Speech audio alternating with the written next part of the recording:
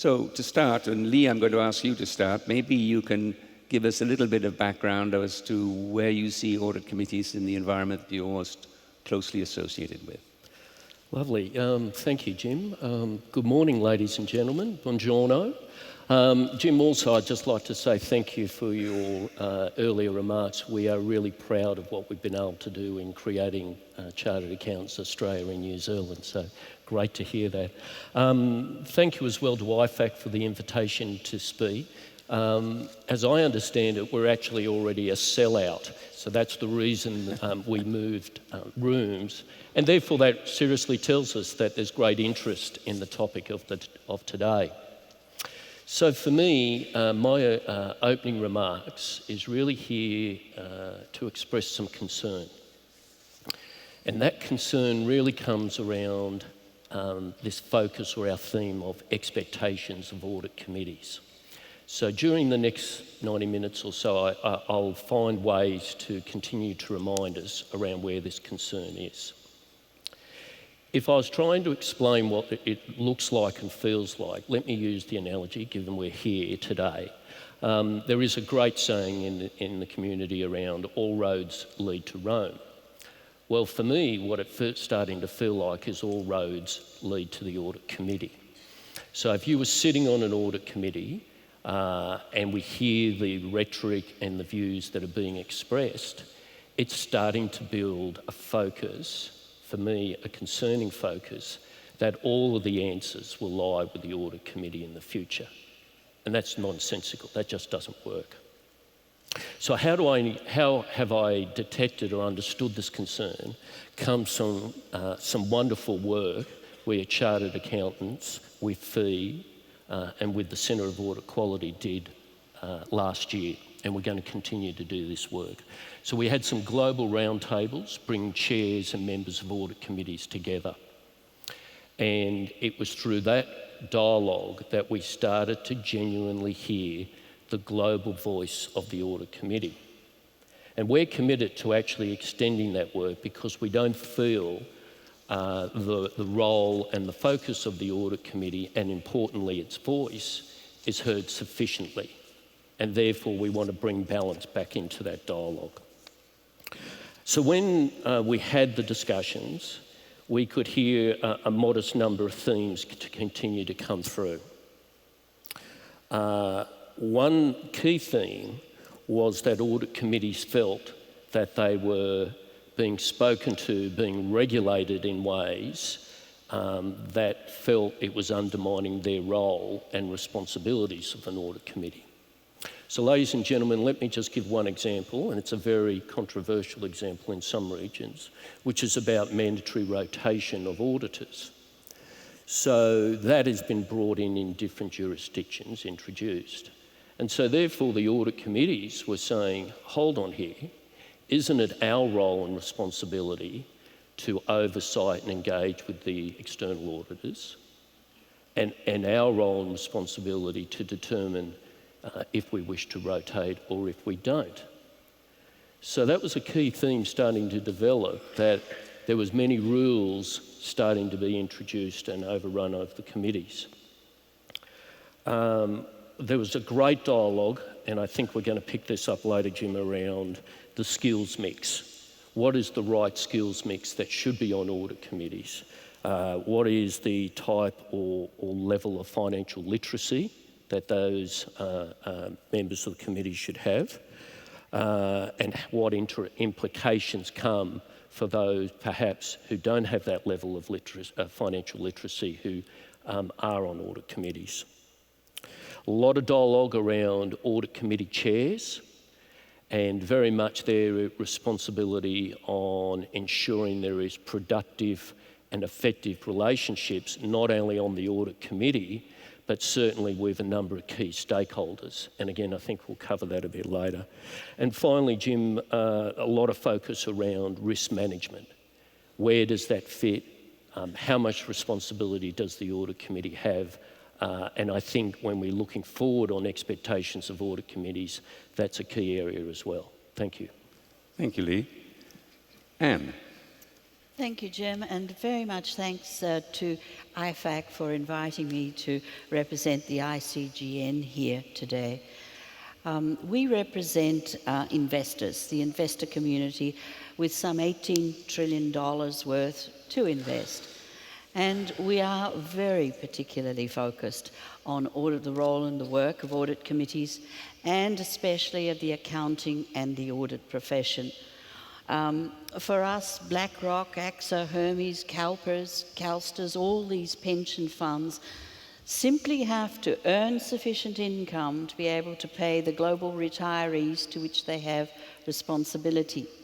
Now, in the past, this was relatively easy because we would invest in the developed markets of the world where accounting and audit has greater longevity. The rule of corporate governance has greater longevity and is much more embedded in the system. But these days, we're actually having to look very much at the emerging markets to get our growth, to get our returns, to get our income so that we can disperse it to our pensioners, to our retirees, to our fund owners. So we are particularly concerned with the placement, if you like, of audit committees, but not just in the developed world, in the emerging markets.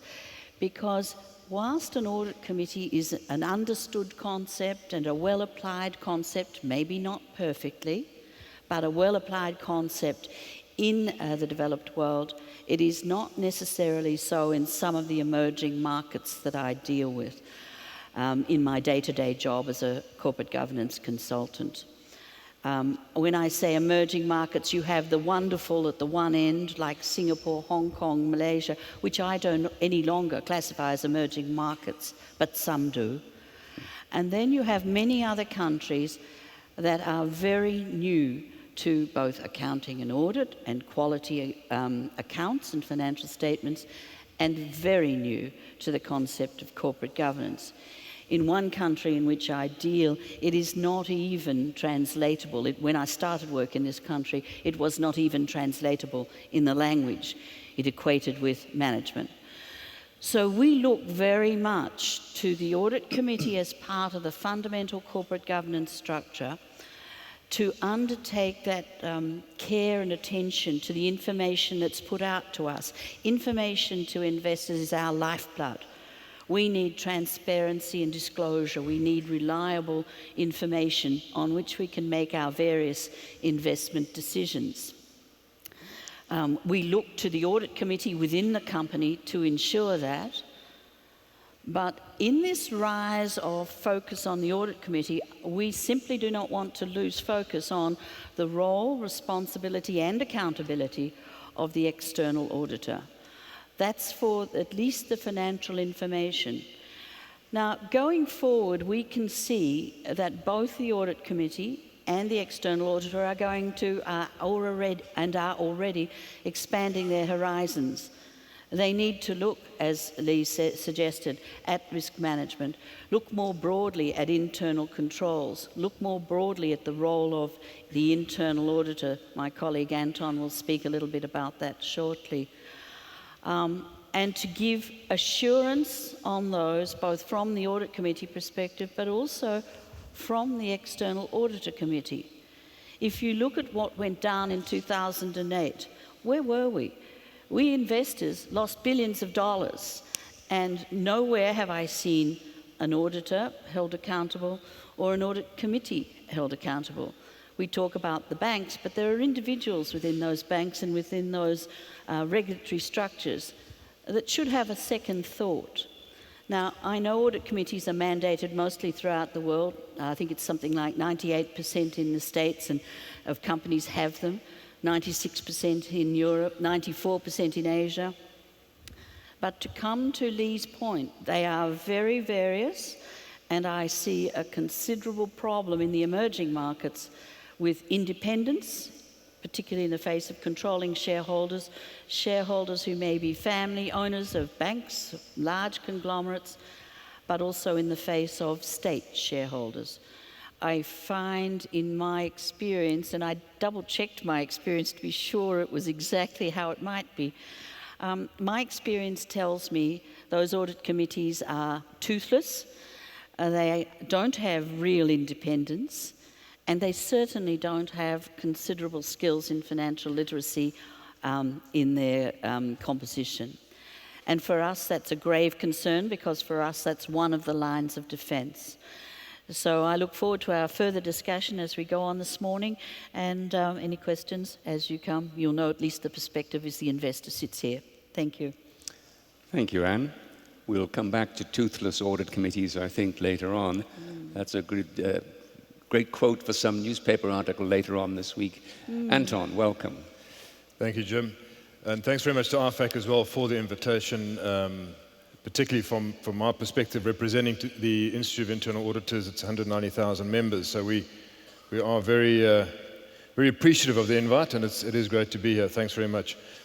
What I'd like to do is maybe just give you three insights. One is from an IIA point of view and an internal auditor point of view, and I'll touch on my theme for the year, and I'll give you a bit more detail on that shortly.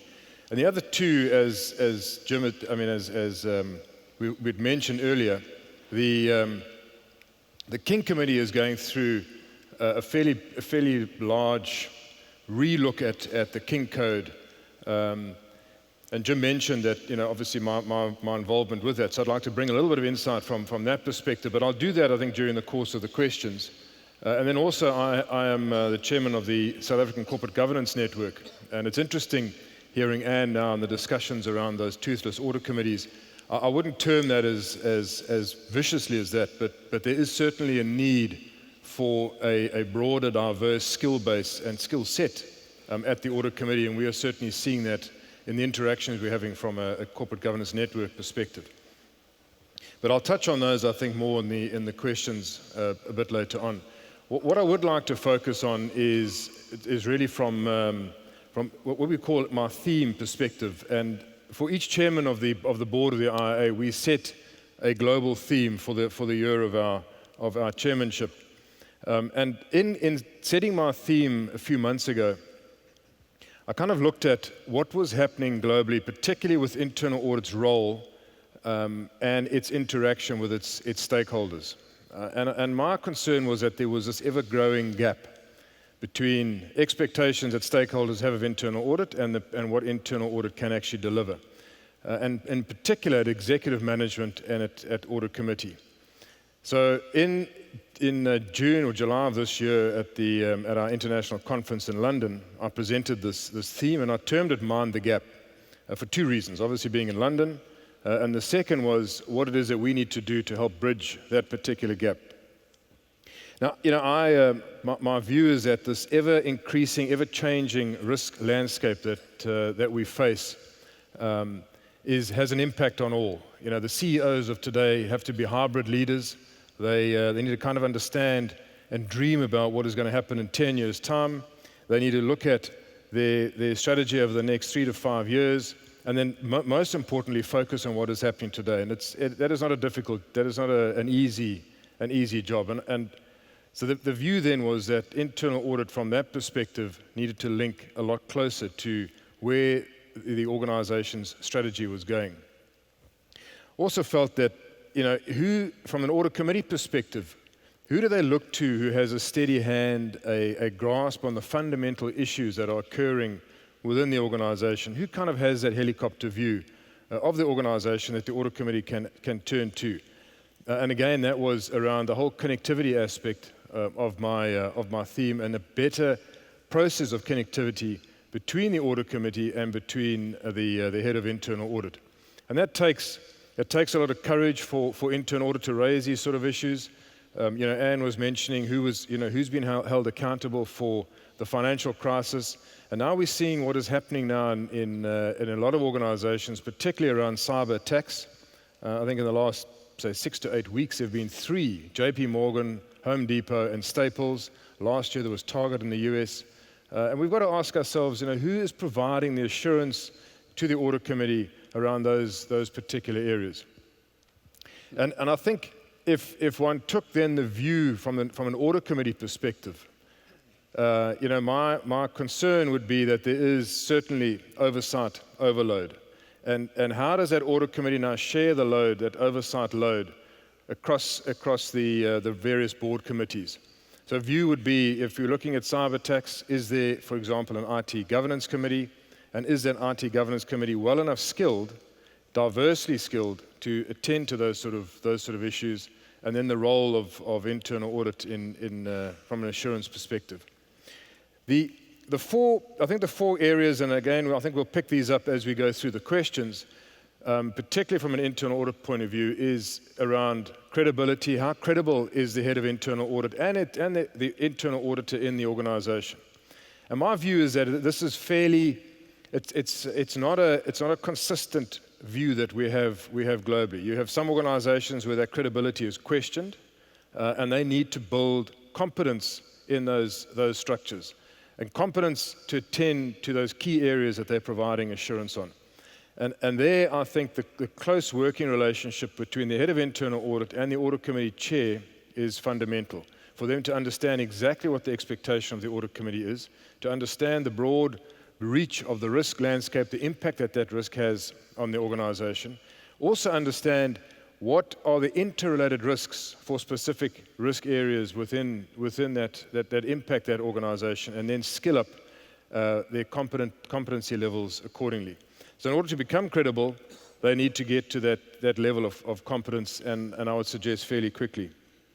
My final point really then is around communication, and I do feel that heads of internal audit don't communicate enough with the chairs of audit committees. They tend to kind of visit with the chair of the audit committee a month, 2 weeks before the audit committee meeting, and then again 2 months after.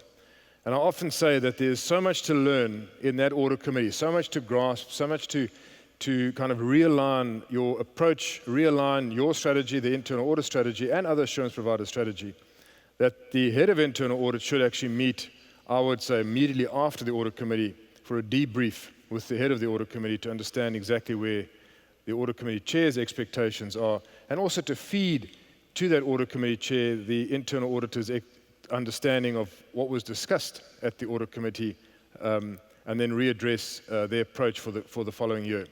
So that communication aspect, I think, is fairly key.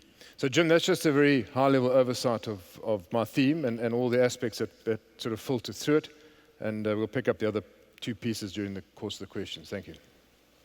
Thank you, Anton. We clearly could be here for days talking about this. It's an important subject, and there are wide views. And one of the interesting things is that while some global organizations like the OECD have set out some frameworks for audit committees and corporate governance, there is not the same balance of internationalism around the structures and the objectives and the roles of audit committees as we tend to think about when, as professionals, we think about accounting standards and IFRS or auditing standards and ISAs. Michela, you live here in Italy, where the audit committee structure has a unique name and a unique set of responsibilities. Would you be willing to help us understand how it works here in Italy?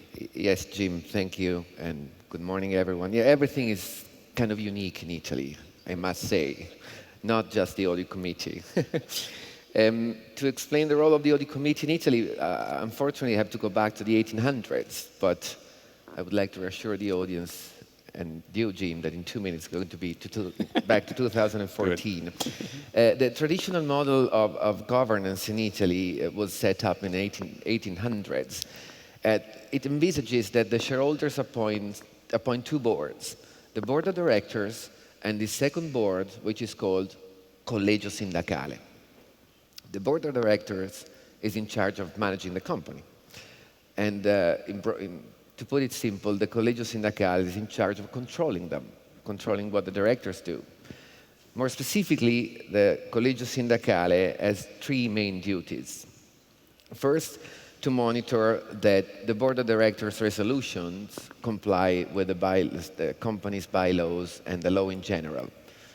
To this end, the collegio sindacale must attend the directors' meeting, but they do not have any voting rights or veto rights. So they're just there to monitor what the directors are doing.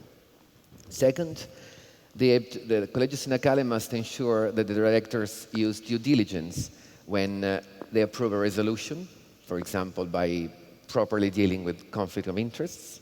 And third, they have to monitor the adequacy of the company's internal control system. The powers of the Collegio Sindacale are quite broad. They can convene a shareholders meeting, they can convene the directors meeting and ask them to deal with a certain matter. They can run inspections at any time.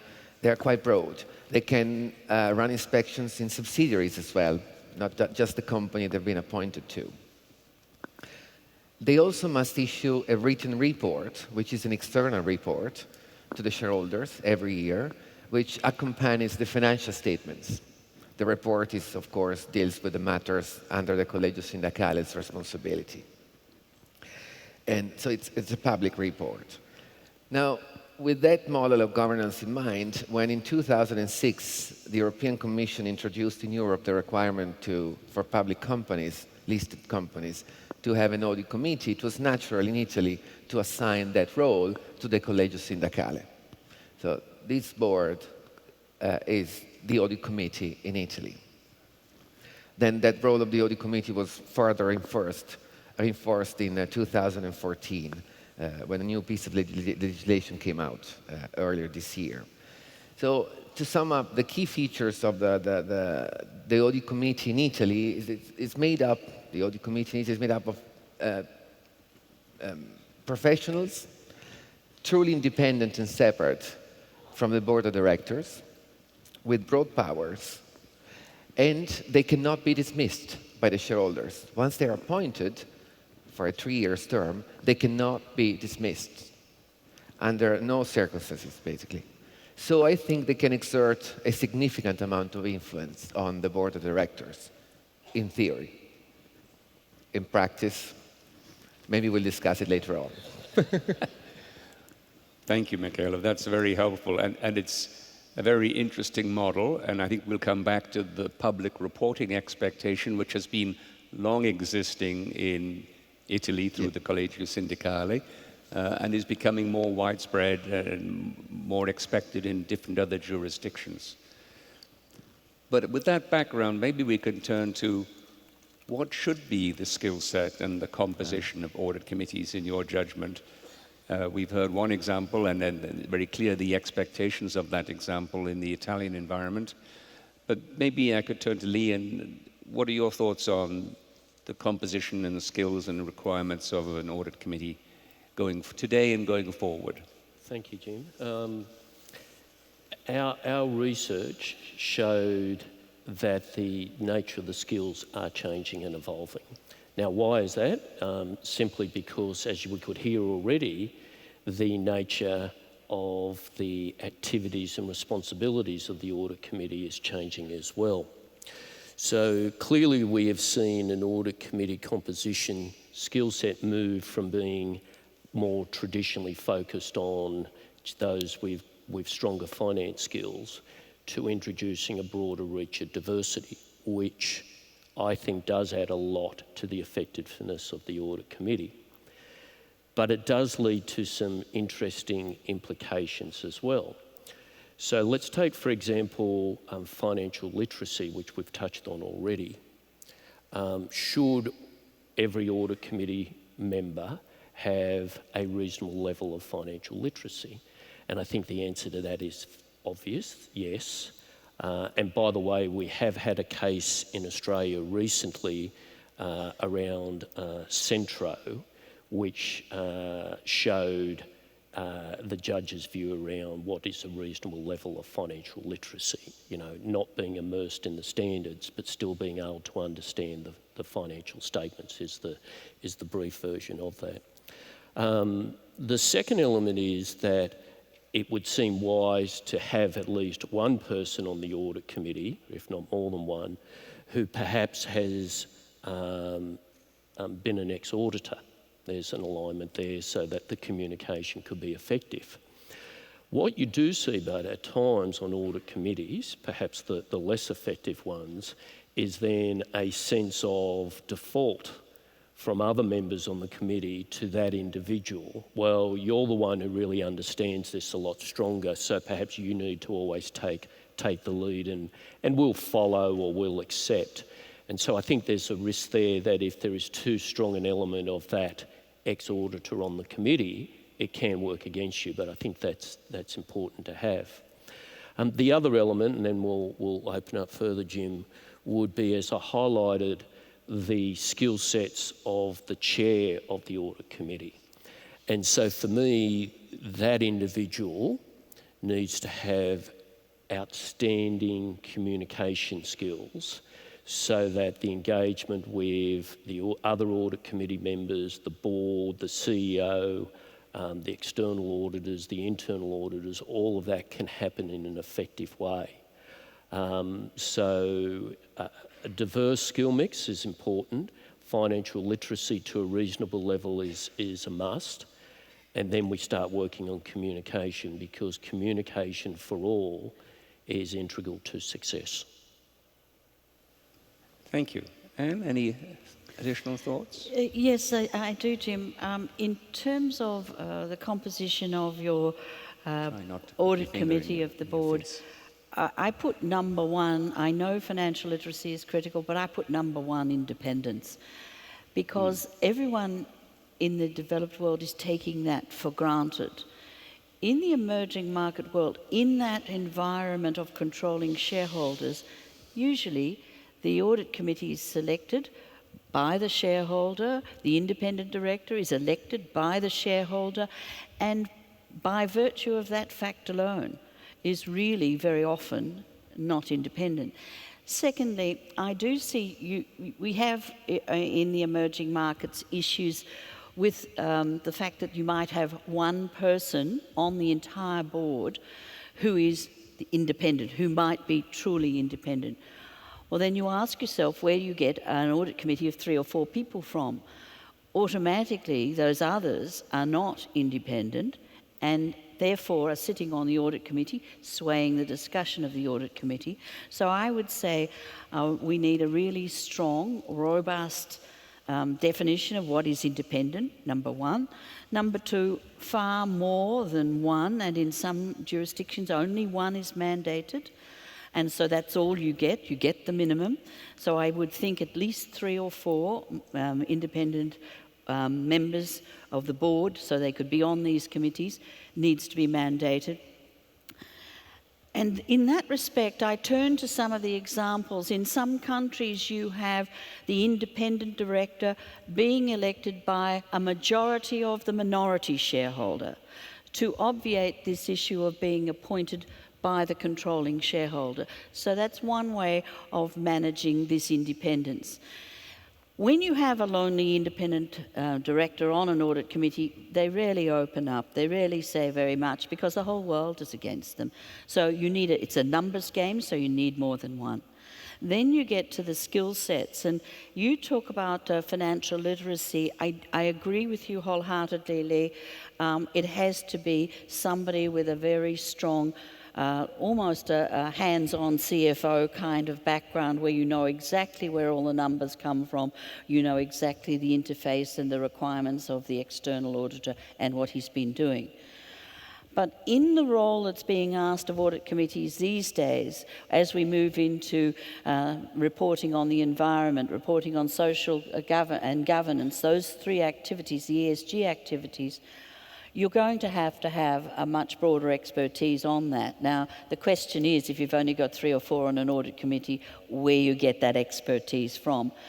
And the expertise I think you really need is, you need something for risk oversight if you don't have a separate risk committee, and some serious risk knowledge. Now, you don't necessarily have to have it on the committee, but you have to have access to it.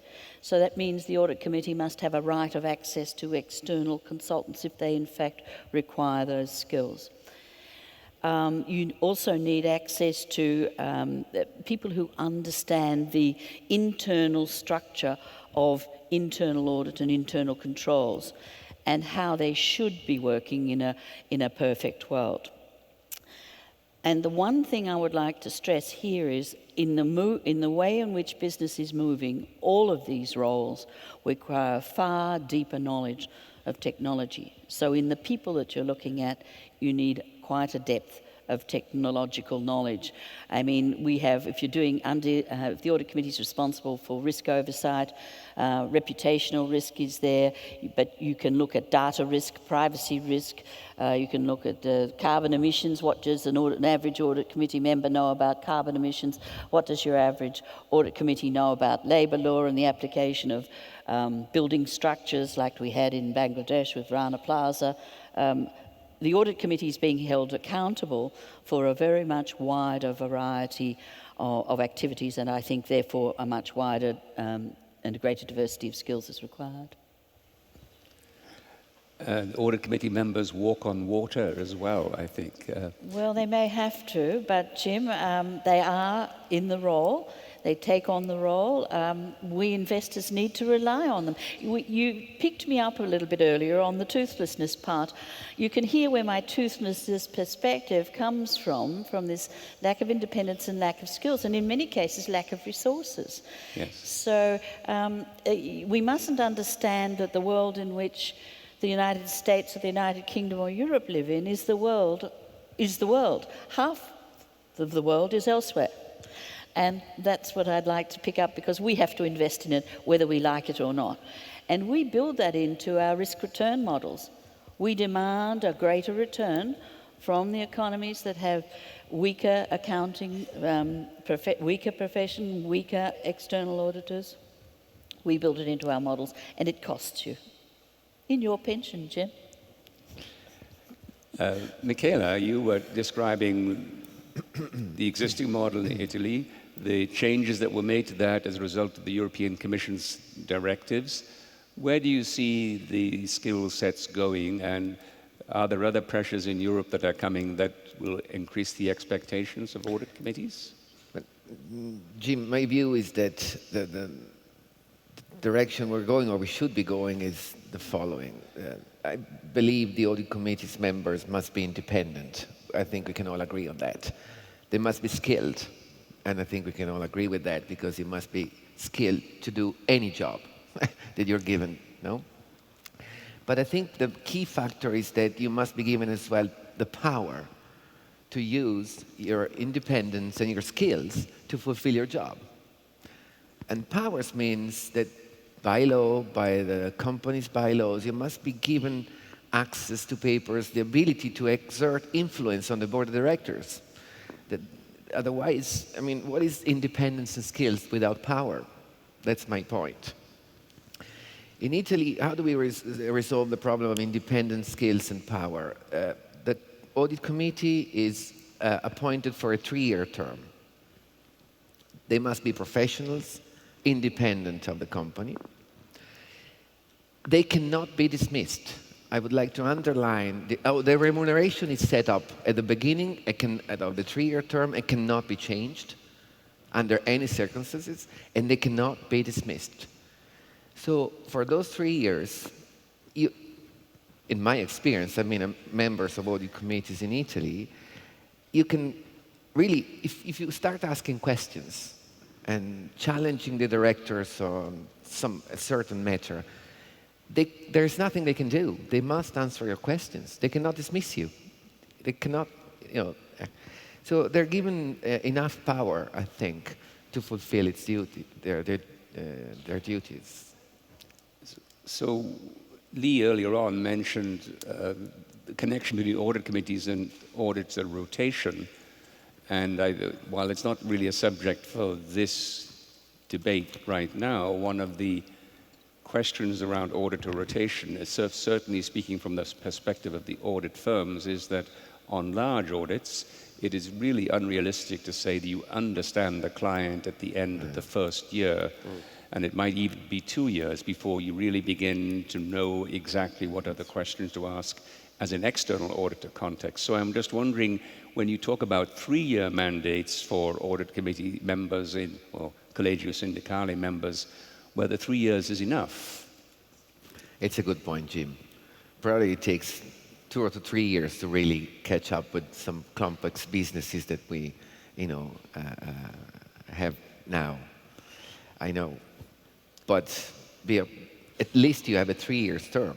Sure. That you can, yeah. Anton. I agree. perspective?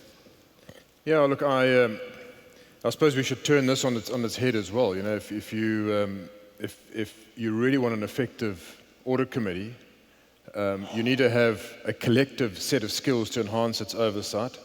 We shouldn't have audit committees that operate on an individually skilled basis. I think that audit committee needs to have a very broad view as to what is happening and develop that view over time. You know, as we see the impact, the interrelated forces impacting risk, and we can use a whole range of examples on that. Those risks, if you just use Ebola as an example, we knew that risk was there, you know, in the 70s, and yet now it's come to fruition, and there are certain aspects that will impact around the risk of Ebola. There's going to be infrastructural concerns in Africa. There's going to be investment issues, et cetera, et cetera. And I just use that as the example as to how do you expect an audit committee in a short period of time, and much like the auditor, going in for only a short period of time to do the audit and then retreat and another audit firm goes in, to really get to understand the guts of the business, to understand the internal environment, the external risks that impact that environment, the impact of mega trends on the business, be able then to apply a futuristic view, a sort of a horizontal view as to what might be happening in that organization. And if we don't allow that, you know, all that's going to happen is the focus is going to be on the here and now, and we will forget then what might happen in 3 years because we're kind of protecting our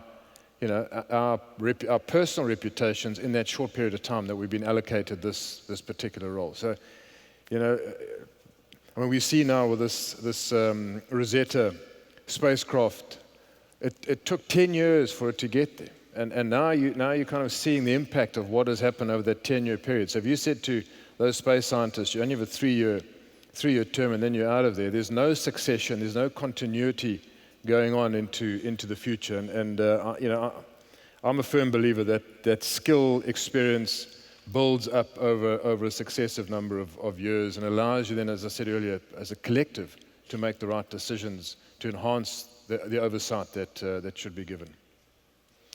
You were telling us backstage as we were making preparations about some connections you had with the United Nations recently. You want to share that with us? Yeah, sure. I spoke about a week ago on a panel at the United Nations. I was very, very privileged to be in that panel. It was together with the Secretary General and also with the chairman of the Fifth Committee of the UN, which effectively, as I understand it, is the head of the Audit Committee and the Risk Committee.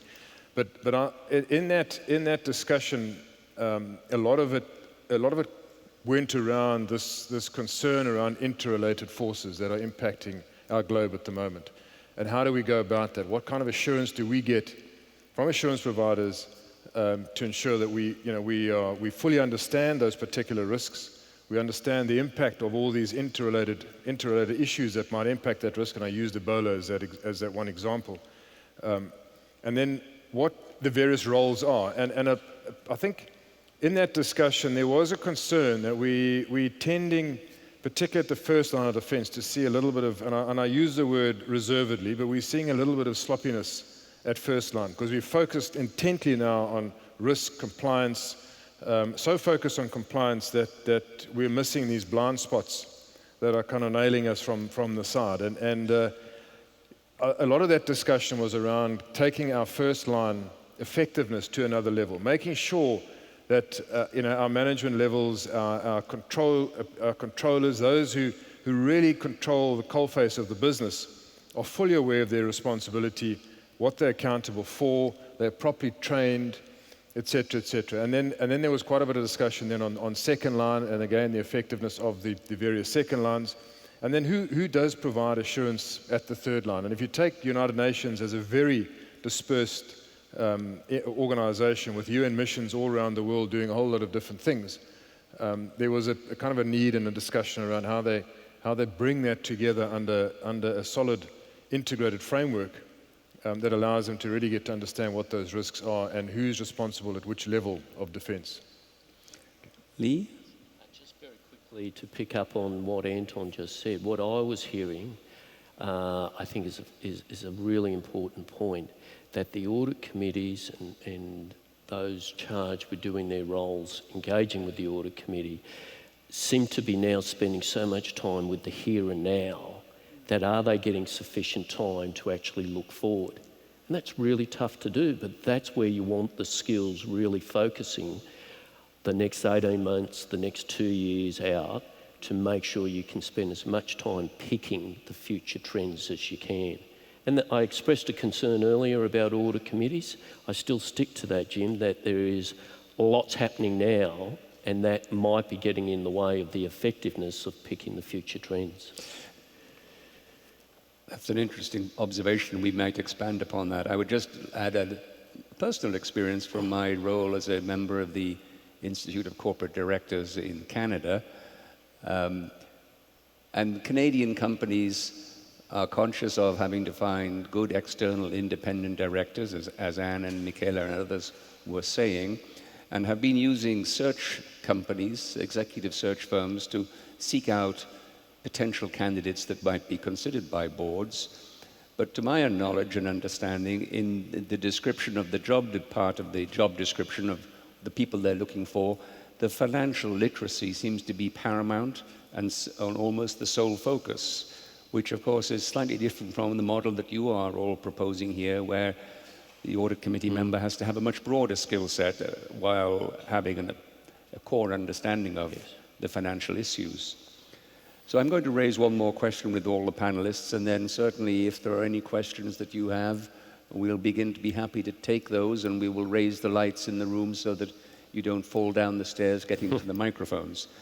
But we've talked a little bit about the importance of the interaction of the audit committee with various other stakeholders, and a comment was made about the chair of the audit committee having to be a really good communicator. Maybe I could turn to Anne and ask you to give us some thoughts about the types of stakeholder groups that you think audit committees should be communicating with, and what sort of information you think those groups are looking for. Well, Jim, I will be the first to put our hand up that the investor community is looking for much more dialogue. We invest in companies variously. We might buy shares, but really that's a little bit too hard if you're a big pension fund. So we usually take a large stake in a company. And then when we do that, if we find things that we want changed, we may get a seat on the board, we may not get a seat on the board, but we would expect a dialogue about what we would like to see changed.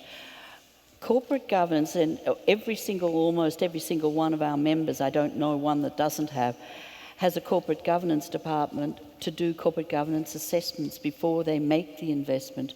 This corporate governance issue is a major thing.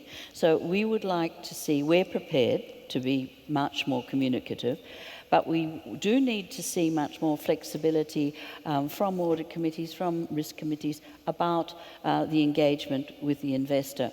If you look at the draft which is coming forward of the new OECD guidelines, there is a lot more focus on risk and a lot more focus on the investor participation. I mean, we'll be the first to put our hands up, and Hector Sanz put it beautifully. Well, investors, where were you in 2008? And we were accountable. But we now have in most of our organisation corporate governance principles which require us to be very transparent about the manner in which we vote our shares, the reasons we may collaborate with other investors or not, and the way in which we will communicate with the company our requirements, whether it be about remuneration or whether it be about change of strategy or direction. So we're prepared to be involved. I think the other area which I see greater communication required is between the audit committee and the regulators.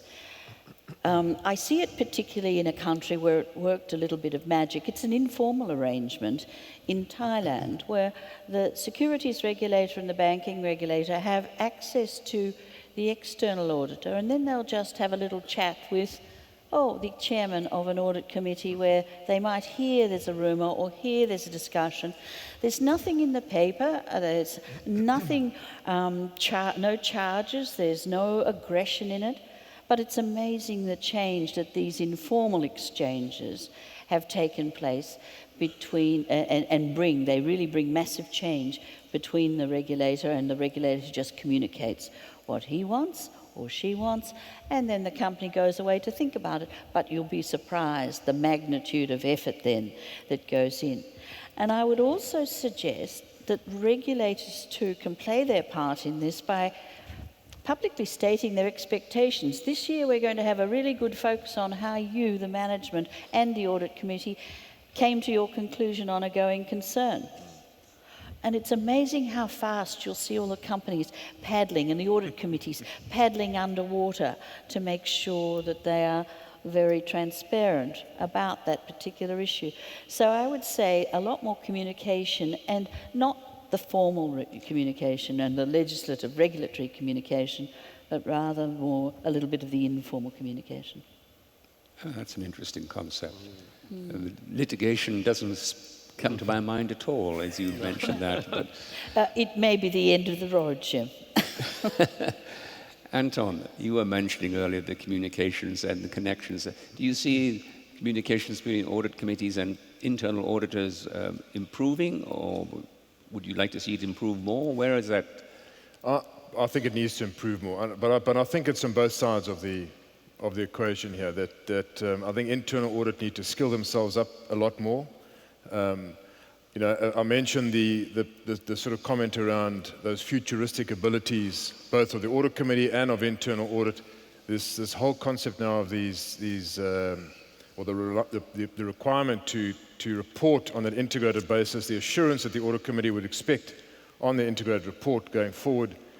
So I think all these matters need detailed discussion, and my view is a lot more time is required now from the audit committee and from the internal auditor, making time for them to get together. If the audit committee needs a steady hand, and they need someone who has a fundamental grasp on what is happening in the business from a holistic perspective, it should be the internal auditor. But in order to get there, that individual needs to, and that department needs to become a lot more credible to have those discussions. And I often have, and Mervyn King from the King Committee actually termed this, and he said, we're often scared to ask those intellectually naive questions. And I think a lot of that is around the communication between the audit committee and, in fact, all the assurance providers, is ask those intellectually naive questions, kind of between one another. And that's the only way you sort of build up this more sort of holistic view as to what is happening within the organization. I also don't think, and Lee made the point, and I made it earlier on, that we're brave enough to try and figure out what those trends are into the future and have those discussions. So I think we need to start looking at the control environment in this particular area, because potentially what might happen in the next 3 to 5 years. So open up those communication channels. I said earlier on, I think it is imperative that the head of internal audit meets with the audit committee chair immediately after the audit committee and unpacks what has been discussed in that audit committee to figure out if there are any other issues that need to be attended to. So absolutely right. I think that communication channel needs a bit of attention. Lee, any other thoughts? Just very quickly, because we want to get to the questions as well from the audience. Firstly, regarding the investor community, our work posed a question to audit committee chairs whether they wish to be part of a dialogue directly between audit committee to investors. The overwhelming response to that was no.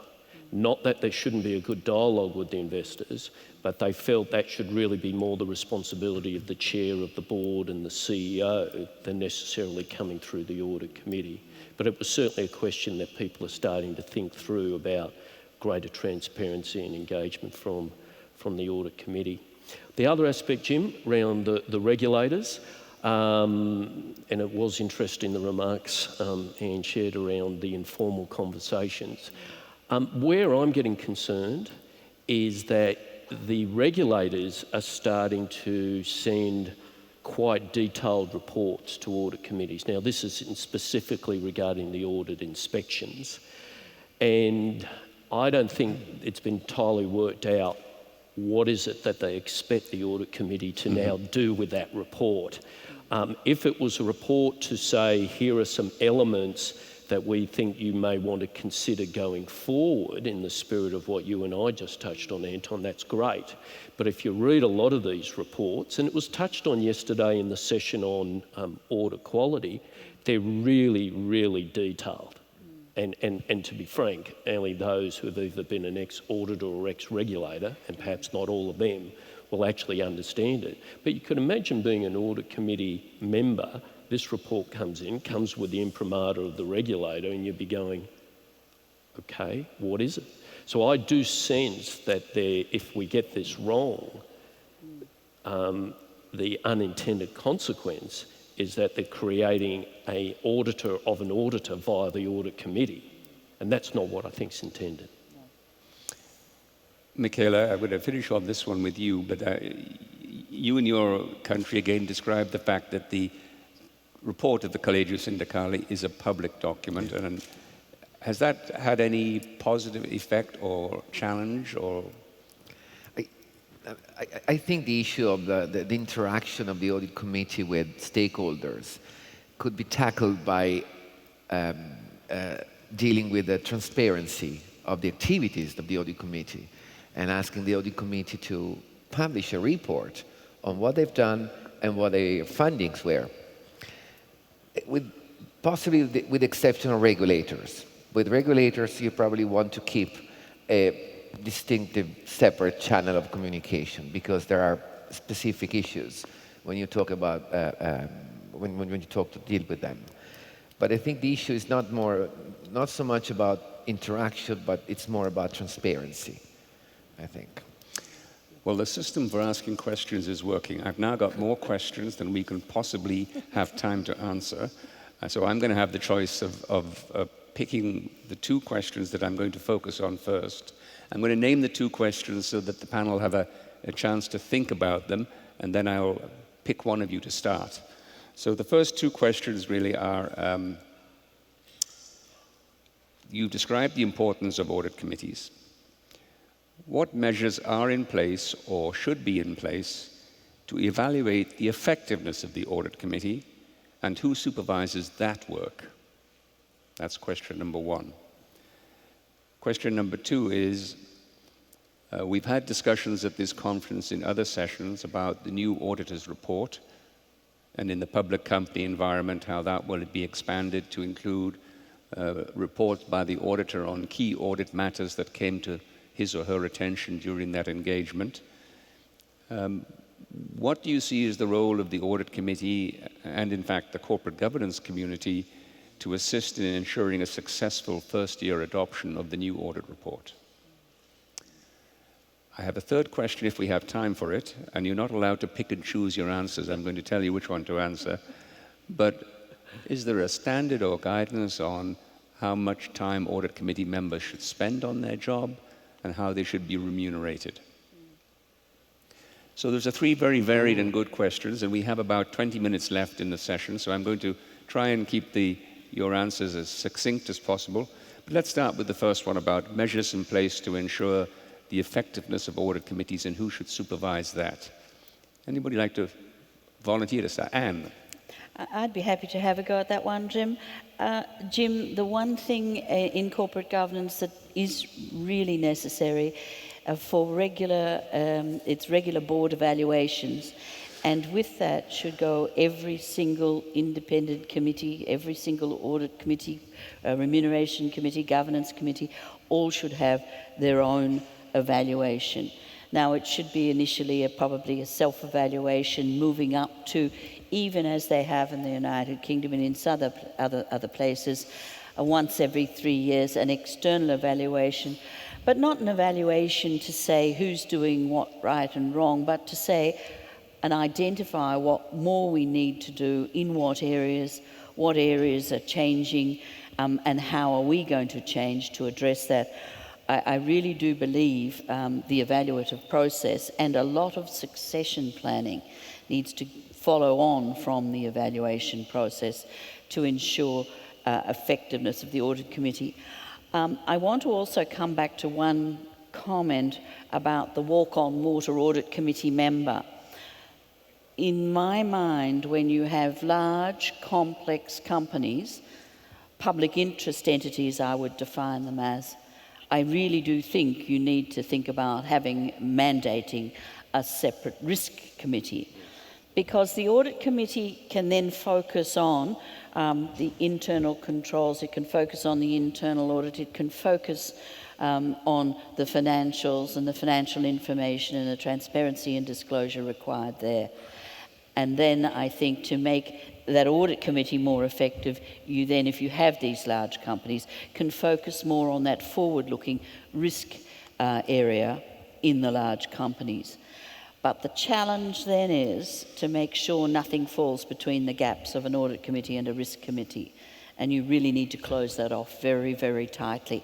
Otherwise, you end up in real trouble. So that's the effectiveness. Did you want me to try any of the others, Jim? Not yet. Okay. Hold that. Thank you for the offer. We'll get back to you. Other thoughts on evaluating the effectiveness of audit committees? Lee and then Anton. Thank you, Jim, and I can see you really do like having the power of being the moderator with the question. So let's do this quickly. In the model where the audit committee sits underneath the board of directors and reports in, obviously then I think a fair component of the assessment rests with the chair of the board, who may attend the audit committees, not all of them, but some I'm sure, and the other board members, because in this model, don't lose sight, it is a subcommittee of the board, but it is the board in its entirety and individually who has the responsibilities of a lot of what we've covered. So therefore, those who aren't on the committee should have a right to be involved in the assessment of the effectiveness. Great, thank you. I agree with both Lee and Anne, and I also think that it's important within the audit committee that the audit committee chair, even at the close, has an executive session with just the audit committee members. Yep. And they then do their own little assessment. So certainly in South Africa, every year board members do their self-assessment. Every 3 years, it's an external assessment. And I think the drive from the external assessment should be a very interactive process, much like Anne has said. Let's learn from this assessment. Now, who should conduct that is always the question. Should it be someone at a level that can actually provide a lot of positive input into the process, or should it just be a kind of a tick box scenario? And I would strongly suggest the first part of that point. But I've certainly seen audit committees that will meet, and I'm not part of that process, but that meet immediately, will allow for 10-15 minutes at the end of the audit committee to discuss those sort of matters, how effective each member was, how complex has this committee meeting got since our last time we met, how complex has the data become since we've last met, and really just assess the softer issues rather than sometimes the harder issues that we tend to focus on. Can I come back on one point you said, just for clarification? You said that in South Africa there are self-assessments and then every 3 years there's an external assessment. Is that a best practice? Is that a requirement? How does that come about? Well, it was recommended in the King Code that those assessments should occur. There is also in our Companies Act a request or a requirement. There's also a listing requirement that there's an assessment of those listed company audit committees in fact of the whole board. So it's full board assessment, including obviously the audit committee. Great, maybe just quick point, Jim, on what Anne said as well about just creating a governance framework. So for example, now we're seeing a lot of IT governance committees where the audit committee chair and 1 or 2 members will attend, and then they invite external parties to be part of the IT governance. But it's absolutely key that those 3, so if it's risk, IT governance, audit, that they kind of think as one, operate as one from a framework perspective. Michaela, the evaluation process of members of the Collegio is accidental, conscious? There is no formal mechanism in place, no. But we have specific requirements on the time effort and remuneration. I don't know if it is, I'm allowed to pick on that. In Italy, we have specific requirements on the minimum time effort that the audit committee must put in place. They must attend the board of directors meeting, of course being a separate board. There is a specific requirement on that. They must attend the shareholders meeting, and they must, the audit committee, convene at least every 3 months. Now, it is a minimum requirement. It's not uncommon for listed companies for an audit committee to meet twice a month, if not more often, if that's the case. On the remuneration, I think that's a key factor. But how do we leave it as professionals when we are appointed to audit committees? The remuneration is too low, you don't do the job, because it will be a waste of time.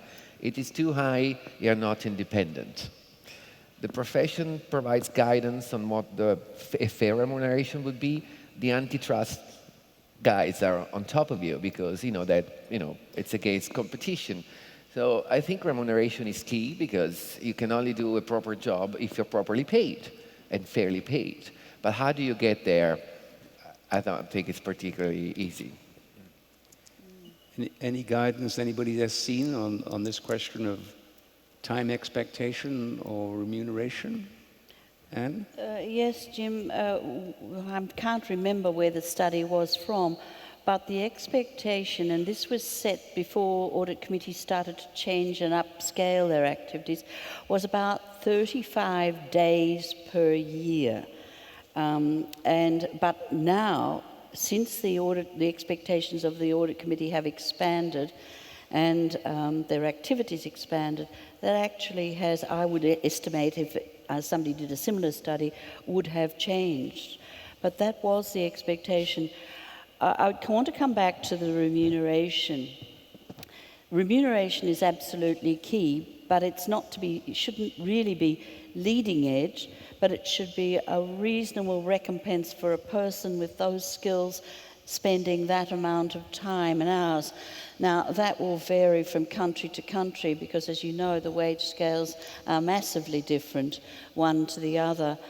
But the phraseology is you really do need to recompense them for their time and their own personal risk. It is quite enormous, and I think you need to have respect to give them sufficient to be able to do the job. And I think in terms of, that's how I feel about it. Very helpful. Anton? Yeah, just a quick point on that as well. It is, I think it's a judgment issue, but at what point, you need to put your nose into the business to kind of understand what's going on, but keep the finger out. Excuse that term, but and I think it's becoming more and more difficult for audit committee members now to get a grasp of the business without really getting their hands into the machinations of what is actually happening. And to my mind, your audit committee chair needs to be beyond courageous in ensuring that the audit committee gets to understand exactly what is happening in that business, and that would then dictate again the kind of time that they should be spending. And I think it's a very difficult concept. How much time is enough for me to understand what is happening in a bank? How much time is it enough for me to understand what's happening in a very diversified, global reaching organization that touches 60, 70 countries? And it's a skill that I think will require a lot of maturing, but one's got to be careful that you're not spending all your time with your fingers in, right, into the depths of the business. Anne? Yeah, just to add to that, Jim, it's a real problem in terms of company to estimate such a thing, because companies may go through crises when the audit committee has to be far more involved, and it may go through times where it's growth and it's easy coasting, less involved. This separation, though, of management and audit committee work has to be maintained if they're to maintain that independence of objective judgment. So let me turn to the last question that I think we have time for, which is the one about the new audit report and the key audit matters that are going to be disclosed in that, and I think what is already very strong current practice of the external auditor having good discussions with audit committees around the world about a large number of issues that may have come up during the audit. But how do you see the audit committee's role, both from an audit committee perspective and a governance perspective, with this new idea of an expanded auditor's report? Lee? Thank you.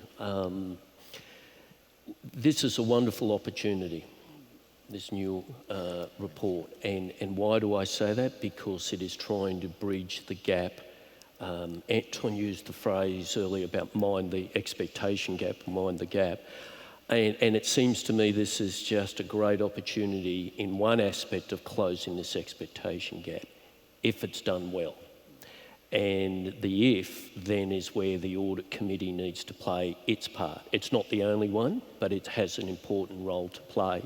If I was trying to describe and give a feel to it, Jim, it would be for the audit committee to not naturally feel risk adverse, not naturally be, well, this is only the first year we're going to do it, so why don't we start at a fairly modest point and then we'll grow from there. I don't like that. I think, there's the opportunity, let's do it and do it well, so that the audit committee is really part of an effective communication which is going to be generated through this audit report to all that use it. So time for boldness in a reasonable and expectant way, not to be so adverse and reluctant to engage. Thank you. Other thoughts? Anne? We are looking very much to seeing this implemented in annual general meetings, whereby we will have that information about what were the key discussions between the external auditor and the audit committee. And in that respect, at an AGM, we will be obviously wanting to have a discussion on those issues which are now public, with the external auditor, how he handled those key audit matters, but equally how the audit committee handles those key audit matters. So I think AGMs will become very much more interesting places, not just a tea and scones event. It is a very good one, but we are very pleased to see that development in the audit standards and thank the audit community for that. But you'll see peppered right throughout that standard the words, the communications of those charged with governance. So we know that the audit committee will have to be well prepared for those meetings, because they are the items of discussion we've wanted a little bit more information, a bit more transparency on. Thank you. Anything else? Anton? I just think very briefly, I think what is key as well is the audit committee's view, not only on that aspect, but the integrated outcomes of other pieces of assurance that they're receiving and how they attend to those. So one's got to be careful that there's not this one. When I say one-sided, I don't mean that negatively. I mean there is that view. What is key is how the auditor interacts then with other assurance providers to ensure that the audit committee is fully informed with regard to an integrated outcome for all those particular audit report points. And then obviously how those get attended to by either internal structures within the organisation, by other assurance providers within the organisation. So the concept of combined assurance, I think, is going to become more and more fundamental now in the audit committee understanding its broad mandate and how that combined assurance gives them comfort over the full aspect of the risk landscape. So I'm going to ask you all now to give one thought that you want the audience to go away with as a result of this discussion. The one idea that they need to take away with them, that they will operate under or on or think about from their individual perspectives as members of this audience. Michaela, would you have any suggestion? It's very hard to go first. Jim, thank you. I think we discussed about the extending the auditor's report. I think we should ask ourselves, should the audit committee as well issue a report and what its content might be? Thank you. Anton? Yeah, I think that from an audit committee perspective, who helps me as an audit committee member build trust across the span of the organisation?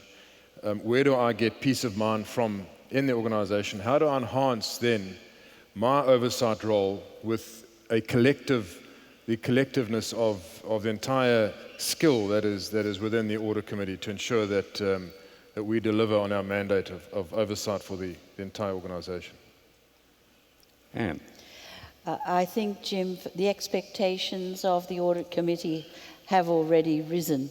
I don't see, and I would hope that audit committees would raise their own standards as a consequence. This may well mean that audit committee members and board members generally would have to undertake far more regular re-education, because I think many sit and say, well, I already know this, I already know that, but I think the expansion of the expectations means they're going to have to do a lot more hard work in keeping up, and I think that will be a challenge. And last but not least, Lee. Thank you, Jim. Mine will contrast a little to Anne's, because back to my opening remarks about concern on expectations, my encouragement to audit committees or those working with them is not to get bedazzled with all of the here and now and the change. That's important.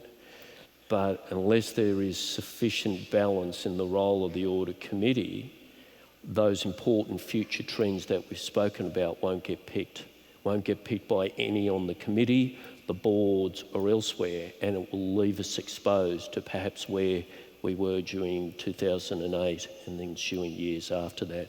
So keeping a focus on the forward-looking piece would be my encouragement. Well, the powerful and very focused questions that we got from you as our audience clearly show your interest in and the importance of the audit committees. I'm going to bring this session to a close now by asking you to thank our panelists in appreciation for their very helpful, thoughtful comments. Thank you all very much.